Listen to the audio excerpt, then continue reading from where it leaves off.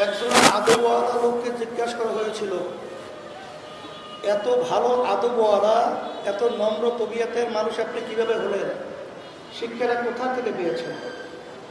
তখন সে বলেছিল, বেয়াদবের থেকে আমি শিক্ষা গ্রহণ করেছি। ইসলামী ছাত্র আন্দোলন, সাহাবাদের অনুসরণ।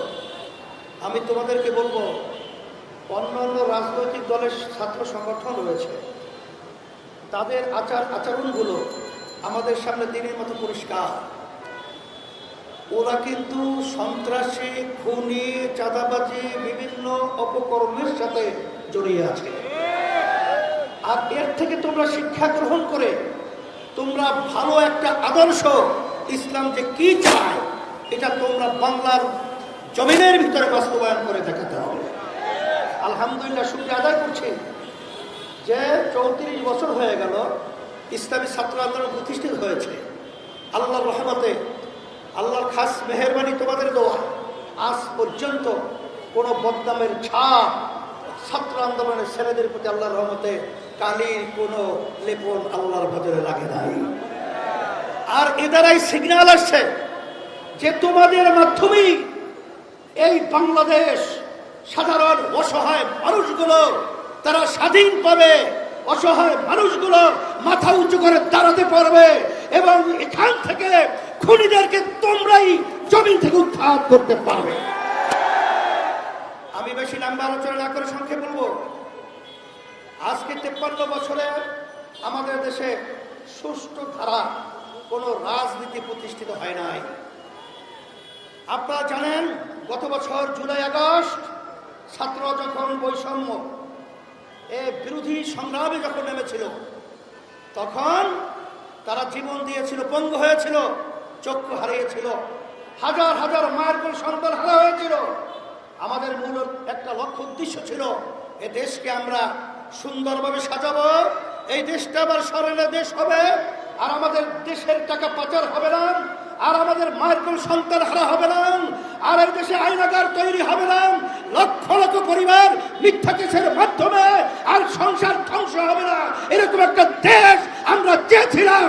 কিন্তু দুঃখের মধ্যে বলতে হয়, আজকে স্বার্থন্বেষী মহল, ক্ষমতালিপ্ত যারা রয়েছে, আবার আমাদের দেশকে শান্তি করার জন্য বিভিন্ন হিরো স্বার্থ নিয়ে নিম্ন সরজেই কাজ করছে। এর পরিবর্তন আমাদেরকে করতে হবে। তারা পিয়ার বোঝে না, খায় না, মাথায় দেয়। আমি পরিষ্কার বলছি, 91টা দেশের মধ্যে পিয়ার রয়েছে। আপনার বলে ভঙ্গুর একটা সংসদ তৈরি হবে, বিভিন্ন খোলা যুক্তি। তাহলে যে দেশের ভিতরে পিয়ার পদ্ধতিতে নির্বাচন চলছে, কোন দেশে কি এই যুক্তির মাধ্যমে পিয়ার তারা কি বাদ দিয়েছে? কি বাদ দিল? তা বাদ তো দিলই না, বরঞ্চ আরো নতুন নতুন দেশ পিয়ার পদ্ধতির নির্বাচনের মাধ্যমে দেশকে সুন্দর একটা দেশ করার প্রক্রিয়া তারা আগাচ্ছে। এখানে পরিষ্কারভাবে আমরা বলছি, অন্তর্বর্তীকালীন সরকারকে আপনার কমিটমেন্ট ছিল সংস্কার করবেন, খুনিদের বিচার দৃশ্যমান করবেন, তারপরে আপনার জাতীয় নির্বাচনের ব্যবস্থা করবেন। এখন পর্যন্ত আমাদের মৌলিক সংস্কার আমরা দেখছি না, হয় নাই।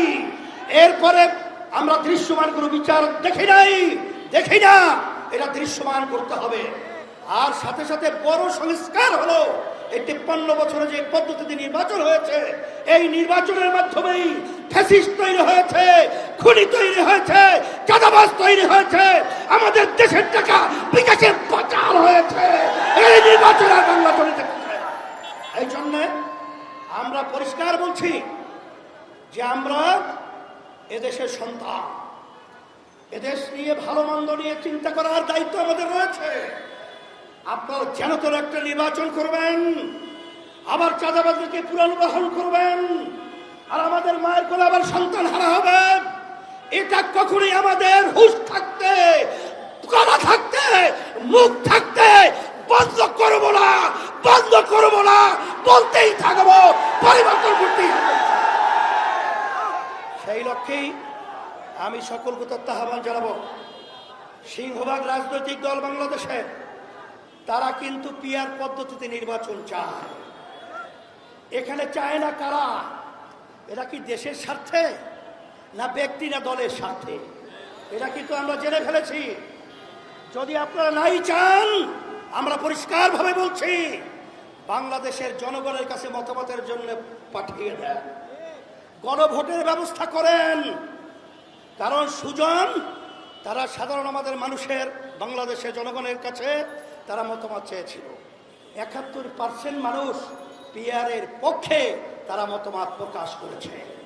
অন্তর্বর্তীকালীন সরকার কি বলবো, আমরা আর সেই কালো টাকার দৌরত্ব, আর এই পেশি শক্তি গুন্ডাদের তাণ্ডব, আর দিনের পর রাতে বাক্সে ঢুকিয়ে আমাদের দেশকে আবার সন্তান হারা করবে, আমাদের সন্তানরাও পঙ্গু হবে, আমাদের দেশের টাকা বিদেশে পাচার হবে, আর সর্বত্র চাঁদাবাজি চলবে।